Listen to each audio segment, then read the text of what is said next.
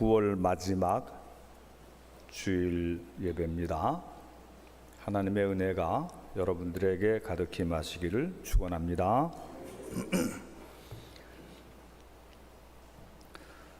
마가복음 3장에 보면 예수님의 12제자 이름이 나오는데 한번 읽어보십시다. 다 같이. 또 산에 오르사, 다 같이 읽어요. 자기가 원하는 자들을 부르시니 나온지라. 이에 12를 세우셨으니 이는 자기와 함께 있게 하시고 또 보내사 전도도 하며 귀신을 내쫓는 권능도 가지게 하려 하심이라.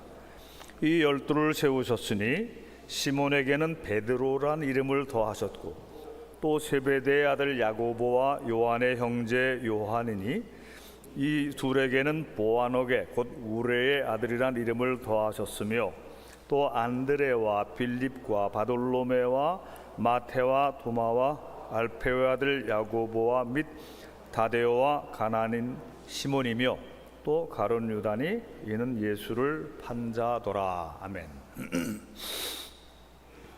예수님 12제자 중에 그 이름이 별명과 함께 언급된 사람이 몇이 보이는데 시몬 베드로. 원래 이 베드로라는 이름이 이게 원래 별명입니다. 원래 이름은 시몬이고 이제 내 이름을 게바라하리라. 게바는 히브리 발음이고 베드로라는 말. 이게 반석이라는 뜻이에요. 반석.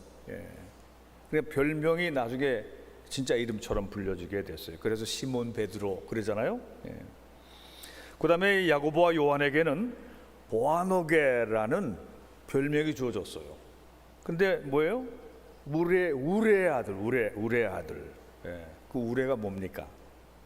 번개가 번쩍 그러면 우르릉, 그게 우레거든요. 우르릉. 그럼 그 다음 뭐예요? 벼락이 치는 거예요. 과다랑 우당. 우레의 아들이라고 왜 이런 별명을 지으셨을까? 전에부터 거기에 대해서 어떤 질문을 가지고 제가 성경을 많이 읽다가 보니까 이게 성격적인 문제를 표시한 것 같습니다. 여러분 중에는 성미가 좀 우리의 아들들이 없는지 모르겠어요. 누가복음 9장 50절 이하에 보면은요, 예수님과 제자들이 이 갈릴리로부터 시작해서 예루살렘으로 올라가시는 길인데 그 사이에 사마리아라고 하는 지역을 지나가야 돼요. 사마리아는 원래부터 이 유대인들하고 아주 사이가 나쁩니다. 유대인들이 사마리아 사람들을 좀 혼혈아 잡족이라고 생각하고 아주 무시하고 그러기 때문에 사마리아인도 유대인들에게 적개심을 가지고 있었어요. 근데 이제 예수님이 유대인이시고 또 예수님 제자들도 다 유대인이니까 딱 보고 아는 것이죠. 그래서 자기네 마을을 지나가는데 길에서 못 지나가게 하시는 겁니다. 그럼 다들 화가 났겠죠? 근데 그 중에서 야고보와 요한이 분개해서 이런 말을 합니다. 선생님, 우리가 불을 명해서 하늘에서 불이 내려서 이 마을을 멸하게 할까요? 예수님은 야고보와 요한을 책망하셨어요. 그리고 인자가 온 것은 생명을 멸하려 함이 아니라 구원하러 왔노라. 그리고서는 사마리아 사람들한테 화내지 않고 다른 지역을 통해서 가셨다. 이런 기록이 누가복음 9장 50절 이하에 나오고 있어요. 근데 이제 또 마가복음 9장 38절 이하에 보면 요한이, 여기서 제자 요한입니다. 어떤 사람이 예수님의 이름으로 귀신을 내쫓는 것을 보고 제자도 아니면서 왜 예수님의 이름으로 귀신을 쫓느냐? 그러고서는 그런 짓 하지 말라 그랬다는 거죠. 그러니까 그 말씀을 들으시고 예수님이 요한의 생각을 고쳐주십니다. 요한아, 그렇지 않다. 금하지 말라. 내 이름을 의탁하여 능한 일을 행하고 즉시로 나를 비방할 자가 없느니라. 우리를 반대하지 않는 자는 우리를 위하는 자니라. 근데 이런 기록들을 이렇게 쭉 교차해서 나오는 기록들을 보면서 그려지는 요한이라고 하는 제자의 모습은 좀 성질이 급해 보여요. 그죠? 또 감정이 막 불같이 달아오르기도 해요. 좀 이렇게 너그럽지 못한 인격을 갖춘 제자, 이렇게 생각이 됩니다. 거기다 요한에게는 그 이제 형하고 같이 세베대 아들 야고보와 요한 이렇게 되네. 세상 권세, 세상 권력에 대한 야심도 엿보입니다. 마태복음 20장 20절 이하에 한번 보십시다. 20장 20절부터 24절 같이 읽어볼까요? 시작. 그때에 세베대의 아들의 어머니가 그의 아들들을 데리고 예수께 와서 절하여 무엇을 구하니 예수께서 이르시되 무엇을 원하느냐 이르되 나의 이 두 아들을 하나는 주의 우편에 하나는 주의 좌편에 앉게 명하소서. 예수께서 대답하여 이르시되 너희는 너희가 구하는 것을 알지 못하는도라. 내가 마시려는 잔을 너희가 마실 수 있느냐? 그들이 말하되 할 수 있나이다. 이르시되 너희가 과연 내 잔을 마시려니와 내 좌우편에 앉는 것은 내가 주는 것이 아니라 내 아버지께서 누구를 위하여 예비하셨든지 그들이 얻을 것이니라. 열제자가 듣고 그 두 형제에 대하여 분이 여기거늘. 네, 세베대의 아들 야고보와 요한 이 두 형제가 좀 야심이 있었던 것 같다. 그러니까 그 어머니가 와서 직접 그 제자들이 직접 얘기하기보다 어머니가 와서 부탁을 하는 거예요. 예수님이 이렇게 말씀합니다. 제자들이 지금 화가 났어요. 안에서 좀 분란이 생겼어요. 니네만 잘났냐 뭐 이런 것들 말이죠. 마태복음 20장 25절부터 28절 천천히 같이 읽어요. 예수께서 제자들을 불러다가 이르시되 이방인의 집권자들이 그들을 임의로 주관하고 그 고관들이 그들에게 권세를 부리는 줄을 너희가 알거니와 너희 중에는 그렇지 않아야 하나니 너희 중에 누구든지 크고자 하는 자는 너희 종이 되어야 하고 너희 중에 누구든지 으뜸이 되고자 하는 자는 너희의 종이 되어야 하리라. 28절 인자가 온 것은 섬김을 받으려 함이 아니라 도리어 섬기려 하고 자기 목숨을 많은 사람의 대속물로 주려 함이니라. 그래 이런 요한이 좀 이렇게 그 막 함부로 막 성질도 부리고 막 성미도 나타나고 속도 좁아 보이고 야심도 세상적인 야심도 막 드러내 보이던 요한이 3년 동안 예수님을 가까이서 가장 가까이서 따르며 배우고 주님이 십자가 위에서 못 박혀 돌아가시면서도 죄인들을 용서하시는 모습을 보고 또 무덤에서 부활하신 그런 주님도 뵙고 오순절 성령 강림을 체험한 후에 은혜와 사랑이 가득한 제자로 바뀌는 모습을 봅니다. 우리의 아들 이 보아너게라는 별명까지 붙어있던 불같은 성격의 사람이 차분하고 또 고요한 성격이 되었고 편협한 마음이 수시로 드러나 보였던 사람이 이 사랑의 사도로 불릴 만큼 이제 바뀌어가는 것을 볼 수가 있어요. 이 요한복음 21장에 보면 말이죠. 요한복음은 사도 요한이 쓴 책이라고 우리가 알고 있잖아요. 근데 자기 자신을 그 맨 마지막에 21장에 보면 요한복음 21장에 보면은 예수의 사랑받던 제자 이렇게 표현하고 있습니다. 안식일이 지난 첫 새벽에 여제자들이 무덤을 찾아갔는데 그 무덤이 비어 있는 것을 보고 놀랐어요.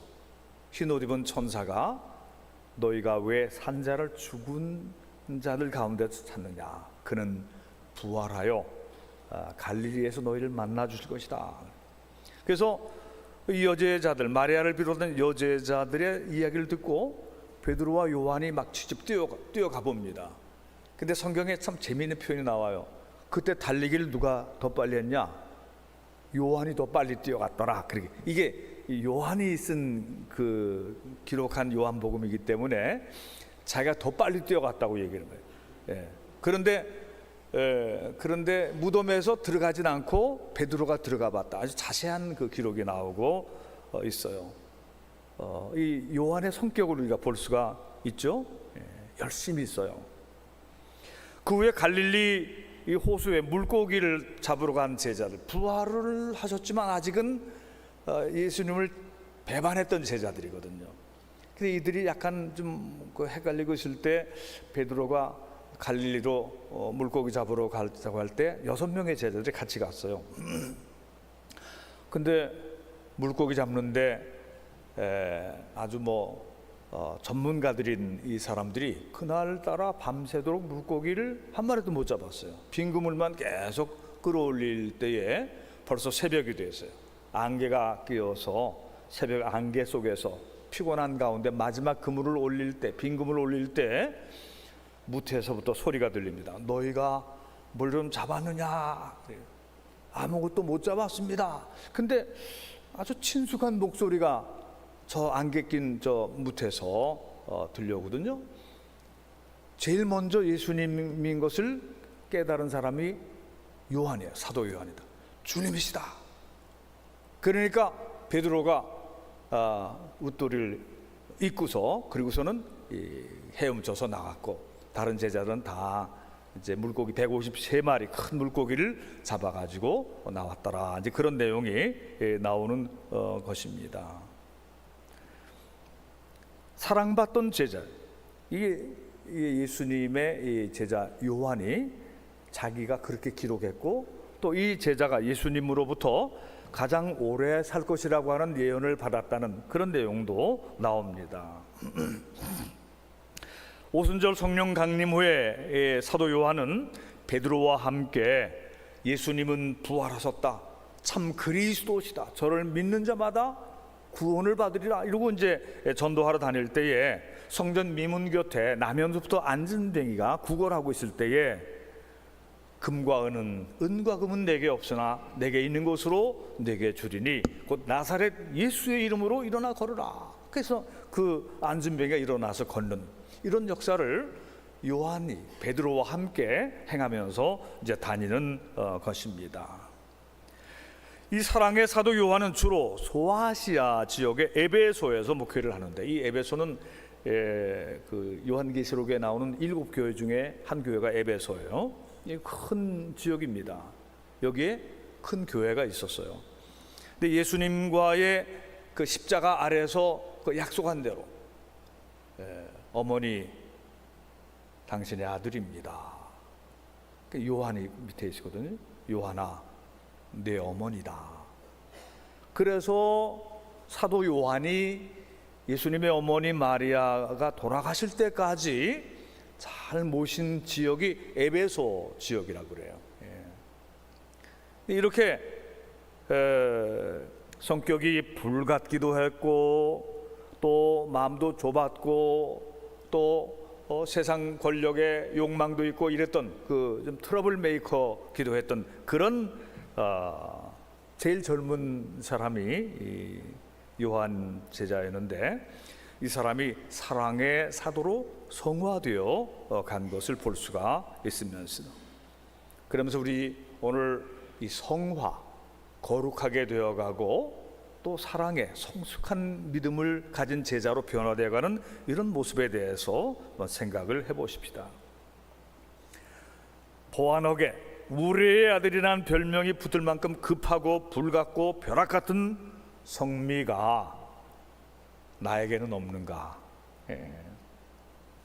자주 짜증내고 신경질내고 화를 벌컥 내는, 그리고 내가 미워하는 사람에게는 하늘에서 그냥 벼락이라도 그냥 떨어져서 이런, 혹시 그런 마음을 잠깐 가진 적이 있지 않았을까요? 한번 생각을 하면서 회개를 합시다.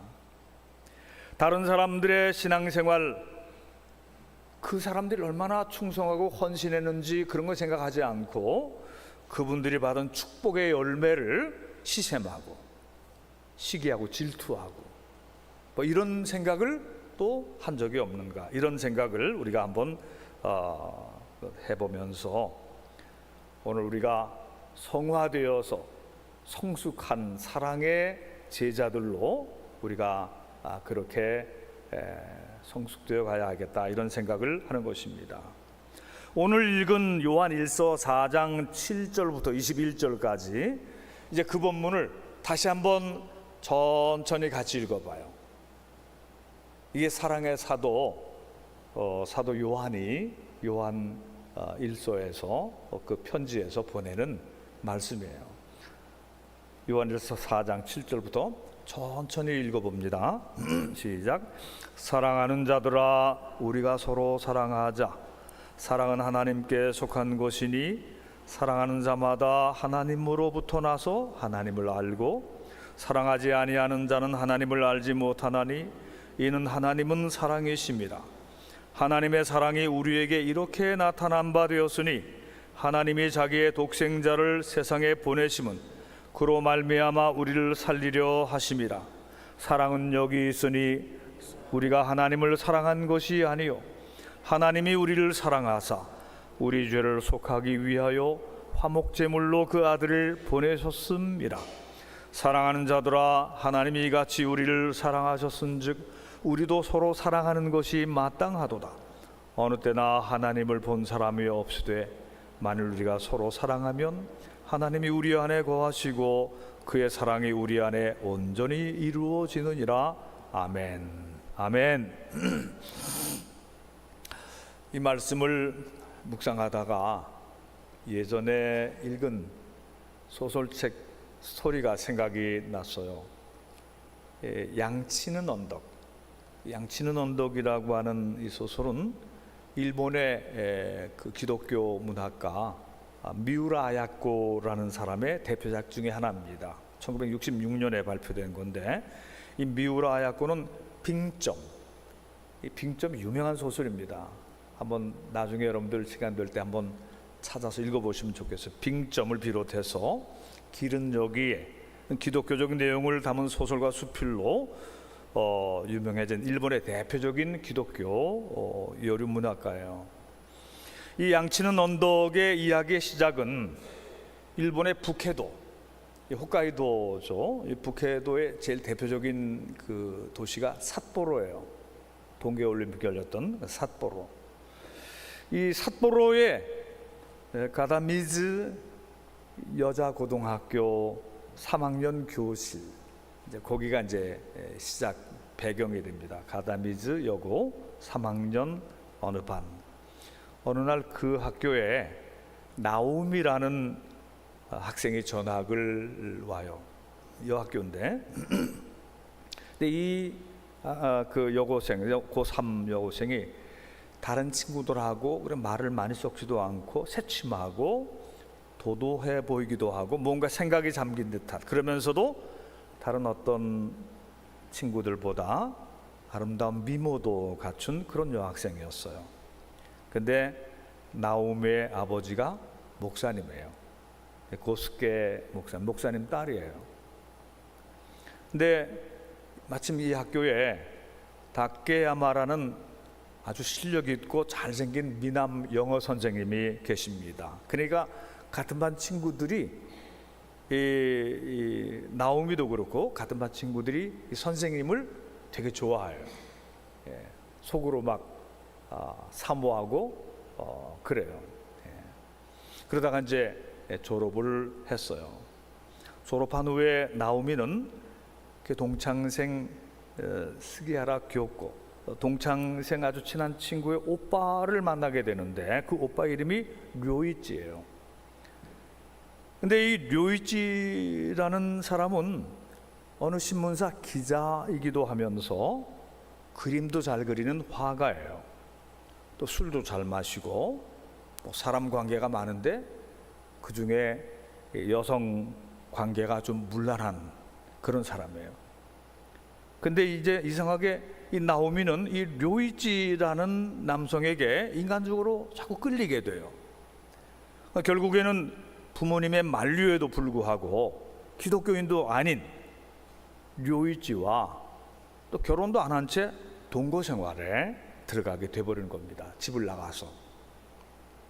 나오미는 몇 년간 이 삿포로에서 멀리 떨어진 하코다테라고 하는 도시에서 류이치와 함께 동거하면서 처음에는 행복한 듯 했는데 시간이 지날수록 자기 남편이 자꾸 술버릇이 나쁜 게 자꾸 드러나고 또 바람까지 피는 걸 보면서 매우 괴로워하는 거예요.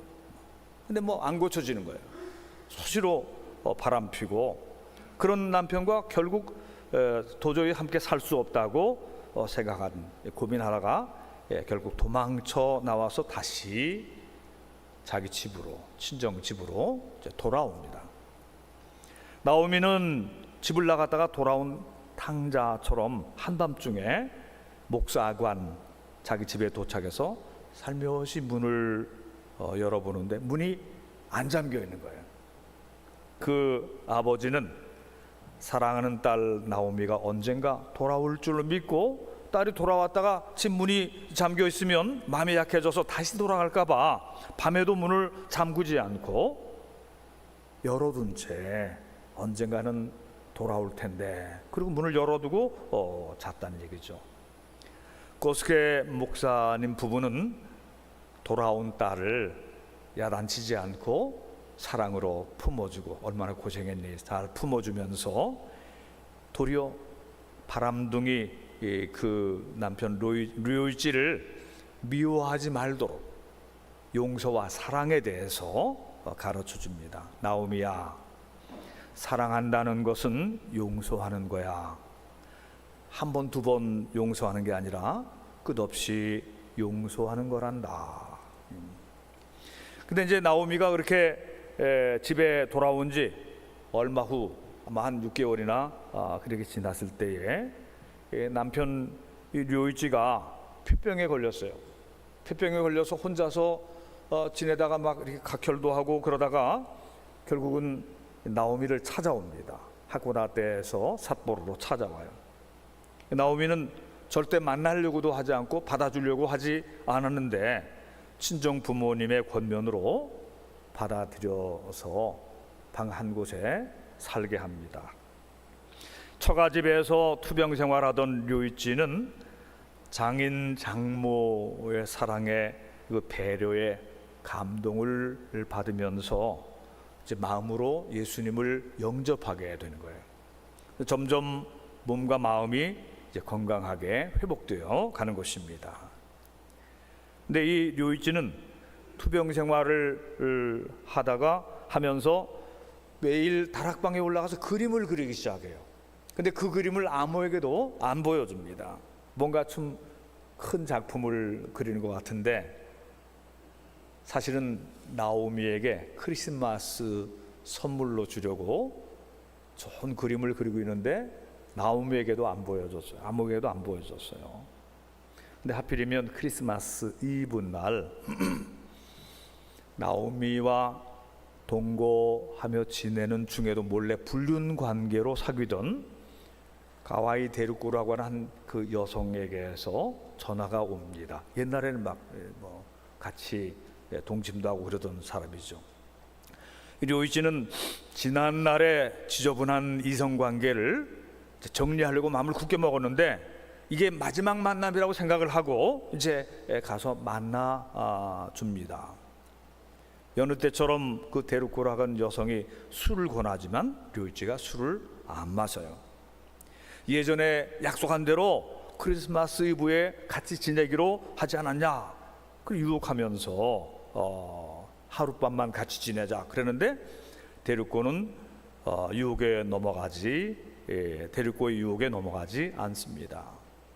근데 이제 이 여성이 류이치를 유혹하려고 몰래 술잔에 수면제를 타놓고 이 술 한 잔만 마시면 당신이 가기를 원하면 보내줄게, 이렇게 말하는 것입니다. 그래서 이 류이치는 그때까지 유혹을 잘 이겨내다가 술 한 잔만 마시면 보내주겠다고 하는 말을 듣고 그 술을 마셔요. 그리고서는 이제 가려고 하는데 자꾸 졸음이 오는 겁니다. 졸음이 와도 거기 자면 안 되니까 거기서 이제 좀 약간 비틀거리면서 집을 나와요. 집을 나와서 눈이 내리는 늦은 밤길에 택시를 잡으려고 하는데 택시가 도무지 잡히지 않아요. 계속 택시를 잡으려고 그러다가 길거리에서 잠이 들어버립니다. 눈이 내리고 동사했어요. 얼어 죽었습니다. 이 소설의 클라이맥스는 료이치를 장례한 후에 흰 천으로 덮여있는 료이치의 그림을 이렇게 벗겨보는 건데, 덮여있던 흰 천을 벗기자 거기에는 십자가에 달려 피 흘리시는 예수님이 그려져 있고, 그 아래 예수님의 십자가 아래 한 청년이 무릎을 꿇고 고개 숙인 채 예수님의 십자가를 붙들고 있는데, 그 청년이 바로 료이치의 자화상이었던 거예요. 나오미의 아버지 고스케 목사님이 이렇게 말씀합니다. 이 그림은 죽은 료이치의 신앙 고백이구나. 나오미는 아직 23살밖에 안 된 그런 이제 과부가 됐어요. 청소한 과부가 됐어요. 하지만 재혼할 마음을 갖지 않고 이제부터는 불쌍한 고아들을 돌보는 일을 해야겠다. 이제 이 삿포로 북해도 쪽에는 양들을 많이 키워요.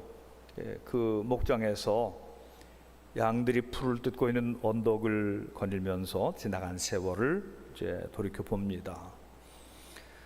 근데 예전에 나오미가 그 고등학교 3학년 선생님을 사랑했었는데, 그 선생님도 나오미를 좋아했었어요. 근데 그 선생님이 위로차 나오미를 방문했어요. 함께 양치는 언덕을 걸어가면서 여러 가지 지난 이야기들을 하면서 걷습니다.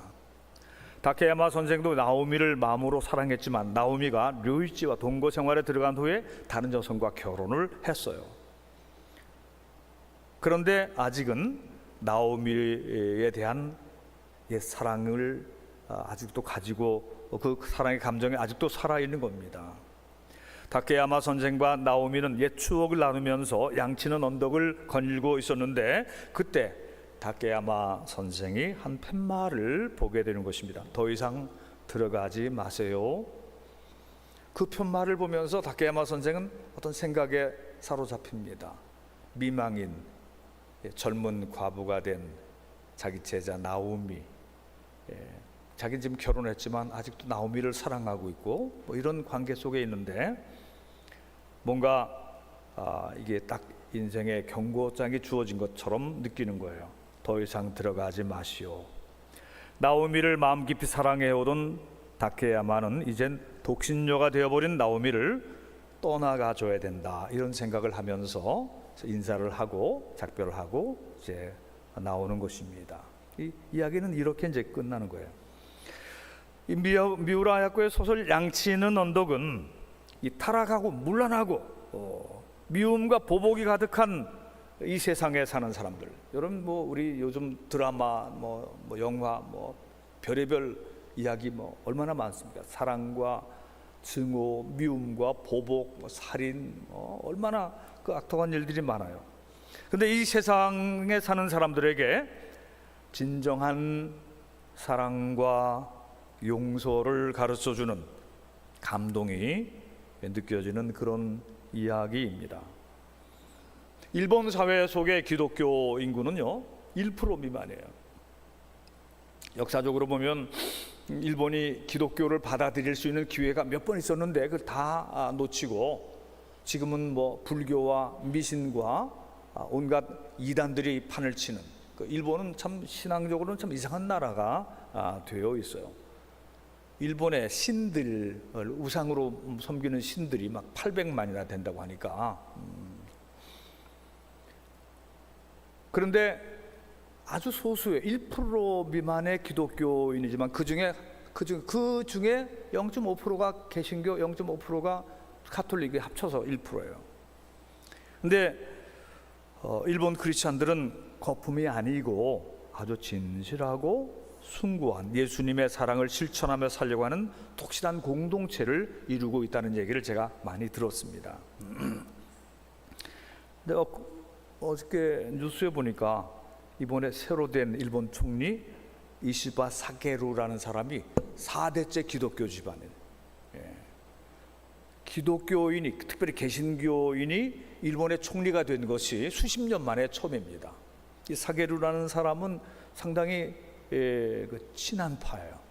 일본이 전쟁을 일으킨 것은 세계 여러 나라들한테 죄를 지은 것이다. 한국에 대해서도 우리가 더 위안부 문제 이런 거에 대해 더 그들이 그만하라고 할 때까지 사죄해야 된다. 이렇게 말한 사람이에요. 이 소수파 사람이 이번에 아주 의외로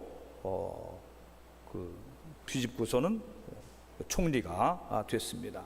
독실한 기독교인 중에서 한 사람이 총리가 됐으니 기대해 볼 만하죠. 사랑하는 성도 여러분들이요, 지금 우리도 예수님의 사랑받는 제자들인데 미숙함이 여전히 많지요.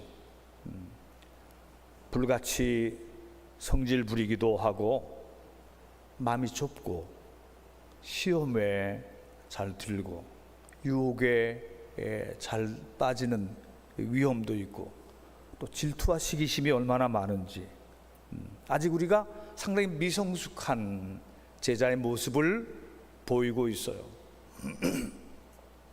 그렇다 할지라도 매일 사랑의 주님을 바라보면서 내 죄를 대속해 주시기 위해 십자가의 고난을 받으신 주님의 사랑을 깊이 묵상하며 따르려 할 때, 결심하고 배우고 따르고자 할 때, 순종하고 따르고자 할 때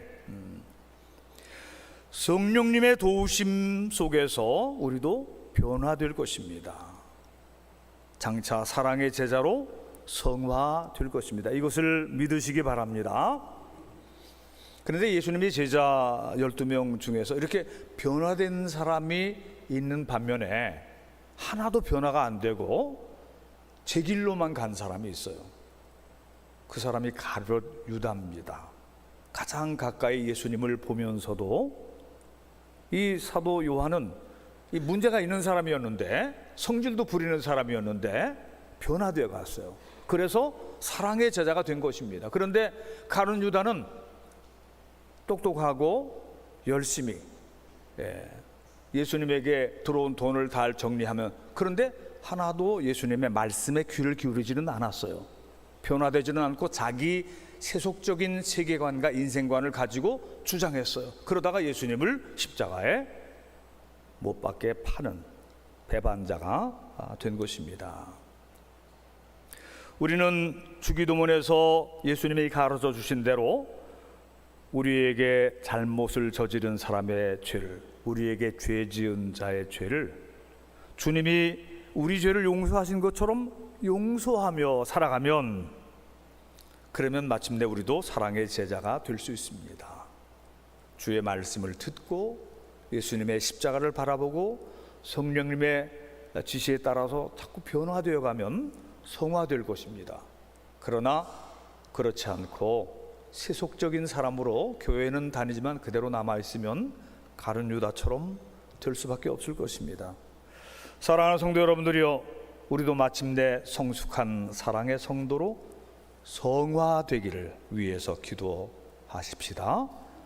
성화될 줄을 믿으시기 바랍니다. 기도하십시다.